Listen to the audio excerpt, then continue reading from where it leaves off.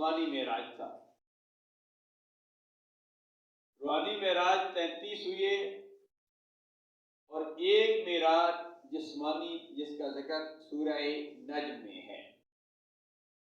اللہ فرماتا ہے وَالنَّجْمِ إِذَا هَوَىٰ مَا ضَلَّ صَاحِبُكُمْ وَمَا غَوَىٰ وَمَا يَنطِقُ عَنِ الْهَوَىٰ إِنْ هُوَ إِلَّا وَحْيٌ يُوحَىٰ عَلَّمَهُ شَدِيدُ الْقُوَىٰ ذُو مِرَّةٍ فَاسْتَوَىٰ وَهُوَ بِالْأُفُقِ الْأَعْلَىٰ ثُمَّ دَنَا فَتَدَلَّىٰ فَكَانَ قَابَ قَوْسَيْنِ أَوْ أَدْنَىٰ فَأَوْحَىٰ إِلَىٰ عَبْدِهِ مَا أَوْحَىٰ. اللہ تبارک و تعالیٰ نے امام الانبیاء علیہ تحیت و ثنا کے معراج کا ذکر زمین سے لا مکان تک کا ذکر سورہ نجم میں کر دیا.